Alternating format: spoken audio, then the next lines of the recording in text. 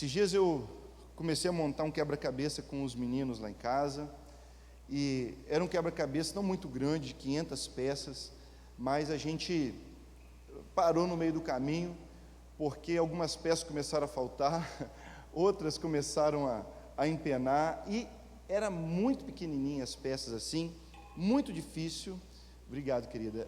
Eram peças muito difíceis assim, e a maioria da cena era muito escura, então eu não conseguia mais identificar qual era a parte de um, qual era a parte de outro.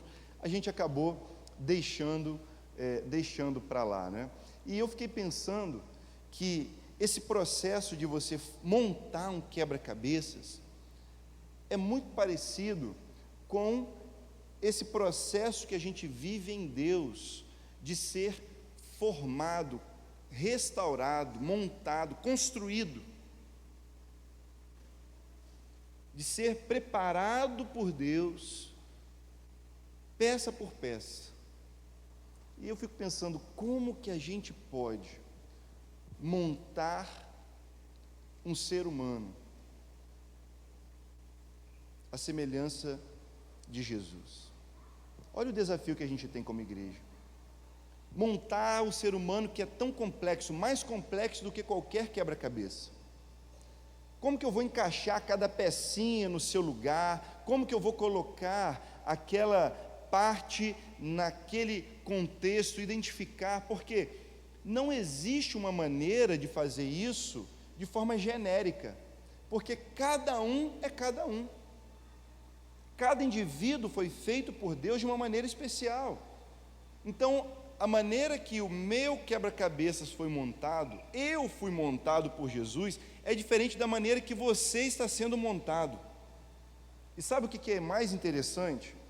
É que muitas das vezes a gente chega na igreja todo desmontado, né, pastor? Chega todo desmontado na igreja. E aí, pelo poder do Espírito Santo, a igreja vai trabalhando para colocar as pecinhas no lugar, mas a gente vê, tem pecinha faltando. Tem pecinha que foi alterada, foi amassada, foi cortada, quebrada pela vida. Tem pecinha que já perdeu todo o encaixe nas outras, e só Deus para poder fazer isso acontecer de uma maneira plena. E eu fico vendo o poder da igreja cheia do Espírito Santo, quando muitas das vezes falta peça para um determinado lugar, e aí nós vemos Jesus preenchendo aquele lugar, a graça de Deus ocupando aquele espaço onde antes tinha uma peça, mas ela foi perdida.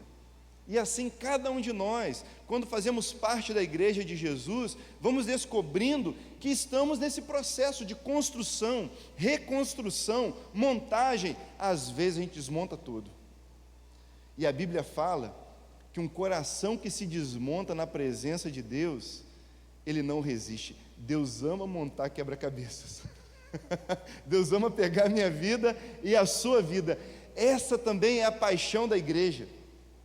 Essa também é a nossa paixão. Nós amamos ajudar o Espírito Santo, ajudar Deus, montar pessoas, colocar as pecinhas no seu devido lugar. E isso é incrível. Só a igreja faz isso. Só a igreja faz isso. Os médicos podem colocar um dedo amputado no lugar. Os médicos podem restaurar, podem tirar alguma coisa que não deveria estar no nosso corpo. Os médicos podem até nos abrir por dentro e emendar uma coisa ali. Eu já fui emendado aqui, nessa parte aqui, a parte do abdômen, eu já fui emendado. Os médicos podem salvar as nossas vidas dessa forma, mas só Jesus pode nos completar de dentro para fora, para que todas as peças verdadeiramente estejam onde devem estar, com seus dons, com seus talentos, com suas histórias, suas experiências. Mas aí, eu me pergunto também uma questão. Nós, igreja, trabalhamos para reconstruir as pessoas, para montar esse quebra-cabeça que é lindo. O ser humano foi criado à imagem e semelhança de Deus. A gente olha a paisagem perfeita, a gente olha para Jesus e vai montando nas pessoas, olhando para Jesus, colocando tudo no seu devido lugar. E aí eu tenho uma outra questão. Não é somente como montar, mas o que eu espero que aconteça depois que essa montagem estiver bem avançada. Eu não estou dizendo pronta, mas bem avançada. Quando ela tiver o máximo de peças possível, o que eu espero? Por que eu estou montando? Para que eu estou montando esse quebra-cabeça?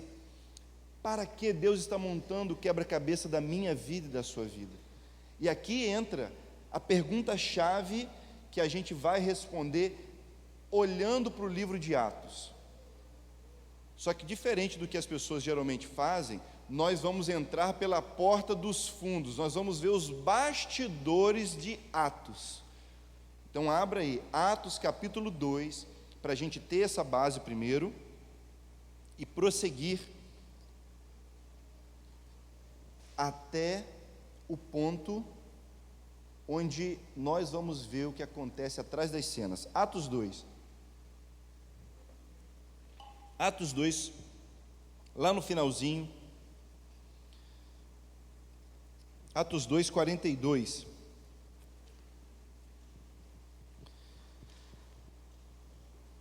A palavra de Deus diz assim, olha: todos se dedicavam de coração ao ensino dos apóstolos, dedicavam-se à comunhão, ao partir do pão e à oração.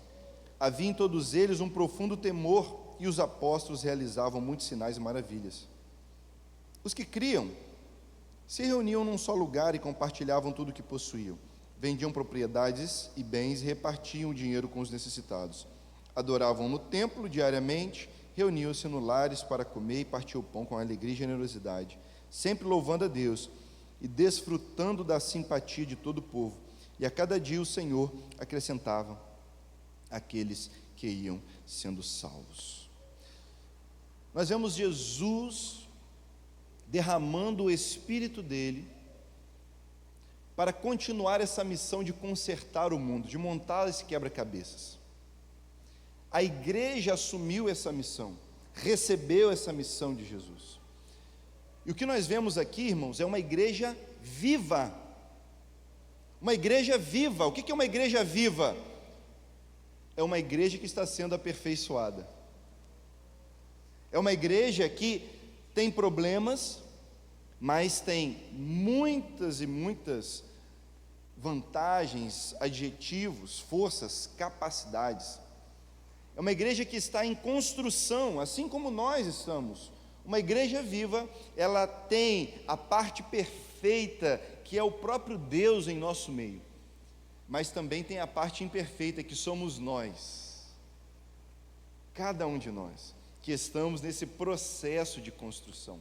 E é por isso que a gente olha para essa igreja e a gente fica fascinado, porque ao entrar pela porta da frente, ao olhar a cena acontecendo aqui, a gente fica maravilhado.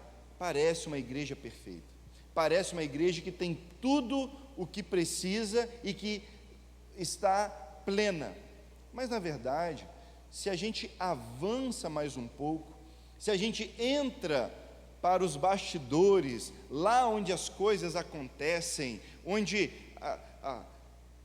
a luz não alcança, a luz do palco não consegue iluminar, a gente vê vários problemas acontecendo. A gente vê os irmãos criando contenda, divisão uns com os outros, porque começaram a se comparar.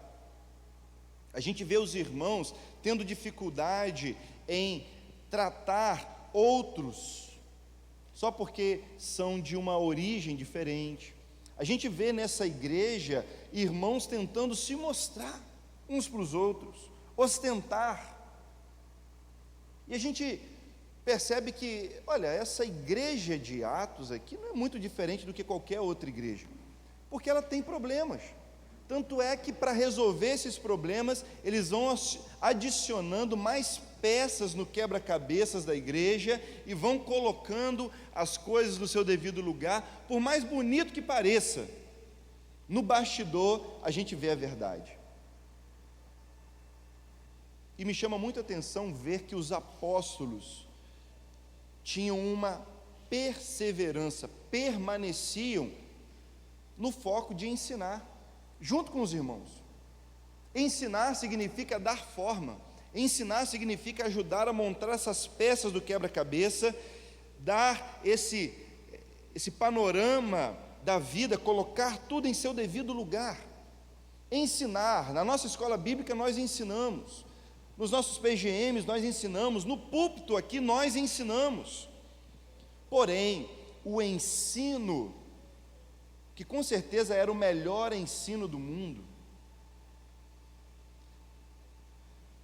apesar de estar alcançando o coração das pessoas, atraindo as pessoas, ainda não estava atingindo um objetivo.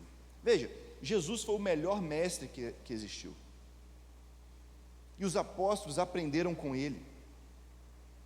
De tal maneira que Pedro e João foram chamados diante dos grandes mestres do judaísmo. E eles olharam para Pedro e João e falaram assim: rapaz, mas vocês são só pescadores. Vocês nunca, olha, eu olhei aqui, você nunca se matriculou aqui na faculdade de Jerusalém. Você não fez nem pós-graduação, você não fez mestrado, você não fez nem um curso técnico aqui, ó, de grego e hebraico, você não passou na nossa escola dos fariseus. Como que você está ensinando e todo mundo está aprendendo? Eles ficaram impressionados com o ensino dos apóstolos. Ei, vocês sabem montar quebra-cabeças como ninguém. Vocês encheram Jerusalém com o ensino de vocês. E outra, os judeus tinham as melhores escolas, que eram as sinagogas. Jesus ensinou nas sinagogas. As pessoas deixaram de ir para as sinagogas para aprender com Pedro, com Tiago, com João, com os apóstolos. E eles perguntaram: como que vocês estão fazendo isso? Parem de ensinar, parem agora. E é assustador ver que mesmo com esse reconhecimento, mesmo tendo o melhor ensino do mundo, havia algo faltando naquela igreja, porque os problemas continuavam a aparecer. E aqui eu chamo a atenção de vocês para exatamente o ponto que eles deixaram de fora do ensino: a missão. Ensino sem missão é apenas informação. Os apóstolos ensinavam muito bem, mas todo mundo continuava ao redor deles. Os apóstolos ensinavam muito bem, mas a igreja não saiu pelas portas de Jerusalém para alcançar os perdidos do lado de fora. Eles ensinavam muito bem, tinham a melhor escola bíblica do mundo, invejada pelos maiores mestres do seu tempo, daquele tempo. Mas aquela escola, o ensino dos apóstolos, não foi capaz de produzir missionários naquele momento. Não levou cada discípulo para a missão, pelo contrário, eles apenas se juntavam. Eles estavam presos a um contexto, eles estavam presos a um lugar, a um ambiente, enquanto o próprio mestre, o maior professor de todos os tempos, Jesus, ele andava por toda parte. Parece que nesse primeiro momento os apóstolos haviam se esquecido disso, que Jesus não era um mestre de uma escola em um só lugar. Ele ia por toda parte ensinando sobre o reino de Deus. E aqui, o papel daquela igreja precisa ser avaliado por nós hoje. Porque o ensino que tem a intenção de montar o quebra-cabeças, de ajudar as pessoas a se entender, a se organizar, a descobrir o seu papel, o ensino que tem a intenção de dar forma à nossa vida, precisa ter uma finalidade. Porque o próprio apóstolo Paulo vai dizer: olha, o conhecimento por si só ensoberbece, nos deixa inchados. Aprender por aprender não significa fazer a vontade de Deus. O próprio apóstolo Tiago, irmão de Jesus, pergunta: você teme a Deus? Você conhece Deus o bastante para temê-lo? E a resposta dele é simples: olha, isso não é nenhum tipo de vantagem, porque até mesmo os demônios temem a Deus, o conhecem o bastante para saber que com Deus não se brinca. O próprio Satanás usou as palavras de Jesus, ou as palavras de Deus contra Jesus. O ensino não é o que faz a diferença. Muito embora, sem o ensino, a gente não consiga ser formado. Mas a pergunta que a gente responde é: para que estamos ensinando? Onde eu vou chegar com tudo aquilo que eu aprendi? O que eu vou produzir depois de tanto aprender de Jesus? E a coisa mais linda que eu vejo aqui é que eu não preciso passar 40 anos aprendendo. Eu não preciso passar por um seminário teológico, 4 anos, 5 anos, uma pós-graduação. Não. O ensino para a missão pode ser rápido. Jesus deu um curso intensivo de missão para a mulher samaritana, bateu um papo com ela, conversou com ela: eu sou o Messias. Aquela mulher foi a missionária instantânea. Ela saiu correndo para anunciar para todo mundo. Veja, a grande questão não é o tempo, mas a intensidade do nosso amor, a intensidade da nossa paixão por aquilo que Jesus ama. Não podemos amar o ensino mais do que nós amamos a missão de Jesus. O ensino de Jesus não pode estar acima da missão de Jesus, porque ele veio por causa da missão.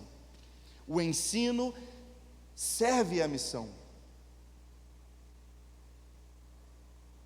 E é essa a nossa responsabilidade, de usar, de convergir toda a nossa força, tudo em nós, para que a gente cumpra a missão. Por isso que nós precisamos de muitas turmas da escola bíblica, para que as pessoas aprendam sobre finanças para cumprir a missão. As pessoas aprendam sobre família para cumprir a missão, aprendam sobre trabalho para cumprir a missão, aprendam sobre todos os assuntos possíveis, desde política, passando por adolescentes ali, naqueles temas dos adolescentes, as histórias bíblicas. Para que isso? Para cumprir a missão. Se nós perdermos isso de vista, não vale a pena ser igreja. O que aconteceu naquela igreja de Atos foi que Deus precisou agir. Deus permitiu a perseguição para que eles pudessem sair daquele contexto e alcançar aqueles que estavam do lado de fora. E é quando isso acontece que a gente vê a igreja realmente mudando as coisas.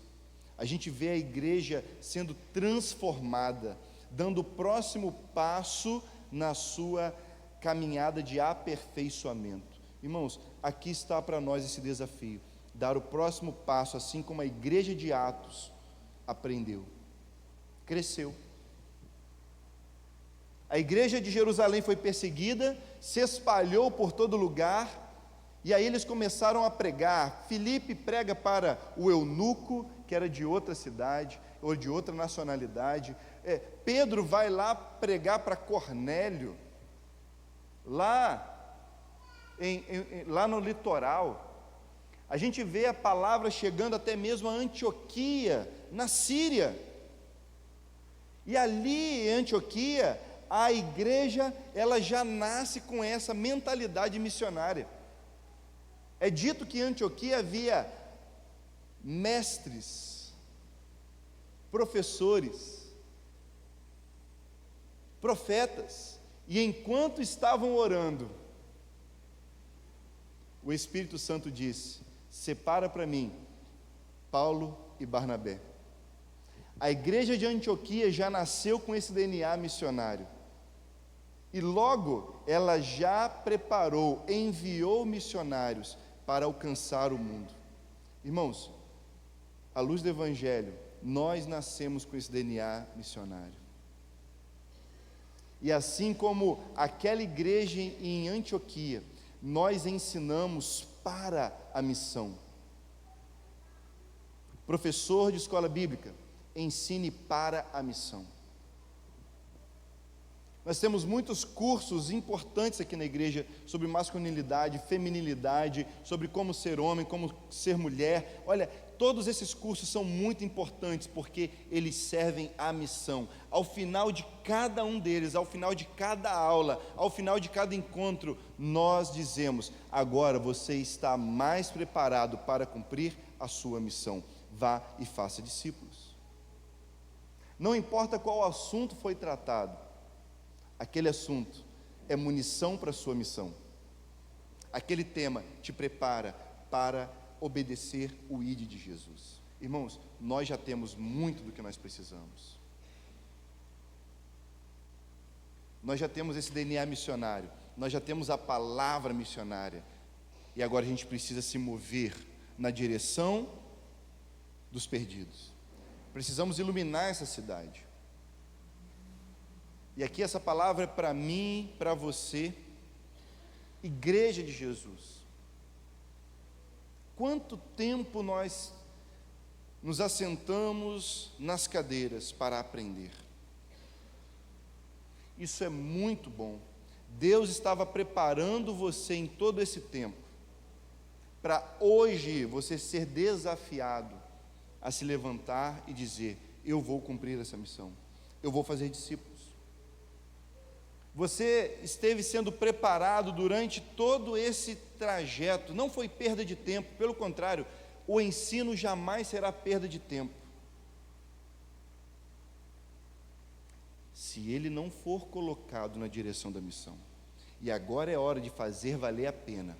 Cada domingo, cada encontro, cada curso, cada treinamento, cada sermão, já está dentro de você. Já está em mim, já está em você, nós já temos isso. Agora é hora de levantar-se e dizer: eu vou cumprir a missão. Agora é hora da gente dizer: Senhor, eis-me aqui, eu vou fazer discípulos, eu vou assumir essa responsabilidade, eu vou abraçar esse desafio. E qual é o nosso desafio? Uma pessoa, 31 de dezembro, aqui. Uma pessoa. Mas para que essa pessoa esteja aqui no dia 31, a gente precisa falar o nome dela no ouvido de Deus. Para que essa pessoa esteja aqui no dia 31, a gente começa levando, apresentando essa pessoa diante do Senhor, agora em oração. A gente começa intercedendo, dizendo: Pai, salva essa vida. Eu quero cumprir a minha missão. Eu quero fazer valer cada sermão que eu ouvi. Eu quero fazer valer cada hora de escola bíblica. Eu quero fazer valer cada curso. Eu quero cumprir a missão. O ensino sem missão é apenas informação. Senhor, eu não quero viver de informação. Eu quero viver de revelação, de palavra viva em meu interior, de uma palavra que queima em meu coração. Eu quero cumprir a missão. Eu não quero me conter em um espaço. Eu não quero me conter entre quatro paredes, eu não quero me conter em um ambiente onde eu estou confortável, onde as coisas estão do meu jeito, onde as coisas me agradam. Eu preciso ir aonde as trevas estão ocupando espaço e dizer: a luz de Jesus chegou, a salvação está aqui. Eu estou em missão. Nós estamos em missão, porque nós somos a igreja de Jesus. Eu desafio você a orar por essa pessoa. Talvez você pense assim: pastor, eu estou precisando de oração. É verdade, eu também estou precisando de oração. Todos nós estamos precisando de algo de Deus. Mas fique tranquilo, essa parte do quebra-cabeça, se está faltando, Jesus completa. A graça te basta. Pastor, eu preciso tanto porque eu estou com essa pecinha quebrada aqui. Fique tranquilo. O Senhor está cuidando disso. Ele vai suprir tudo o que você precisa, essas preocupações, essa ansiedade, todo esse medo. Não tenha medo. Apenas se levante para fazer aquilo que Ele está chamando você para fazer. Ore por alguém. Ore e você vai ver que aquilo que te falta já foi suprido pelo Senhor. Interceda por alguém, entre na missão e você vai descobrir que já foi abençoado com todas as bênçãos espirituais nos lugares celestiais em Cristo Jesus.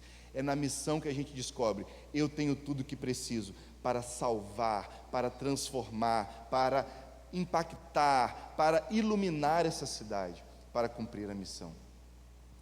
Eu estou falando com você. Você faz parte disso? Você entrou nesse jogo? Você entrou nessa batalha? Você abraçou esse desafio? Então nós vamos orar juntos aqui. Fique de pé onde você está. Você que abraçou esse desafio, eu peço que você segure na sua mão o nome dessa pessoa. Segura bem forte. Segura bem forte o nome dessa pessoa que a gente está intercedendo agora. Bem forte, está o nome dela aqui. Sabe, Jesus teve as mãos vazadas. Jesus teve as mãos furadas, e essas mãos dele vão ficar para sempre, eternamente furadas. Mas nada escapa da mão dele. E quando nós fechamos a nossa mão, nós não estamos aplicando a nossa força, mas a força daquele que ressuscitou dentre os mortos. É a força de Jesus, é o braço direito de Deus que nos dá força para segurar essa pessoa, porque Jesus ama mais essa pessoa do que eu e você. Jesus ama mais essa vida do que eu e você. Ele morreu por essa vida, e vale a pena a gente empenhar toda a nossa força para que ela seja salva também. Isso começa em oração, é a nossa missão. Ei, nós não precisamos de mais informação, nós não precisamos de inchar o nosso conhecimento, nós precisamos de colocá-lo à prova, e é isso que nós estamos fazendo, é isso que nós estamos agora apresentando diante do Senhor, a nossa vida, com tudo que somos e temos, sabemos e aprendemos, para que a missão seja cumprida. Pai, essa vida nós asseguramos com a força de Jesus. Nós a apresentamos diante do Senhor com o poder de Jesus, porque não pode passar mais uma semana, não pode passar mais um mês, mais um ano, com essa pessoa escravizada nas trevas, morta em prazeres, em deleites mundanos. Não pode passar, Senhor, mais um dia sequer com essa pessoa longe da sua presença. Ó Deus, nós lutamos, nós sofremos essa dor, nós clamamos ao Senhor: salva essa vida. Esse é o nosso propósito, ó Deus. Nós não estamos aqui nos reunindo apenas para aprender, para dar boas respostas. Nós não estamos reunidos aqui para simplesmente nos abraçarmos, para orarmos uns pelos outros. Há uma missão a ser cumprida, há um propósito muito maior do que qualquer preferência que a gente tenha, do que qualquer coisa que a gente goste ou deixe de gostar. Ah, Senhor, há uma missão. Há um mundo perdido lá fora, e nós fazemos parte da solução. Nós seguramos esse nome com a força de Jesus. Nós apresentamos essa cidade ao Senhor, que será iluminada para a glória do seu nome. Nós apresentamos ao Senhor essa cidade que está sendo conquistada vida por vida, casa por casa, rua por rua, porque a sua igreja está saindo em missão, a sua igreja está levando a sua luz, e nós pedimos, Senhor, faça prosperar o trabalho das nossas mãos. Ah, Senhor, confirma a obra das nossas mãos. E naquilo que nos falta, Senhor, nos falta tantas coisas. Nos faça ver que o Senhor já nos supriu de tudo que nós precisamos. Nos faça ver que nós já temos a Ti. Nos faça ver que o Senhor completa cada espaço vazio de nossa vida. E é isso que nos basta, a sua graça, o seu favor. Nos levantamos para cumprir essa missão, porque vemos essa cidade iluminada para a glória do seu nome. Em nome de Jesus, amém, amém. Vá e faça discípulos, cumpra essa missão, em nome de Jesus. Uma vida, 31 de dezembro, nós vamos celebrar juntos para a glória de Deus. Que Deus abençoe você e até logo mais, queridos.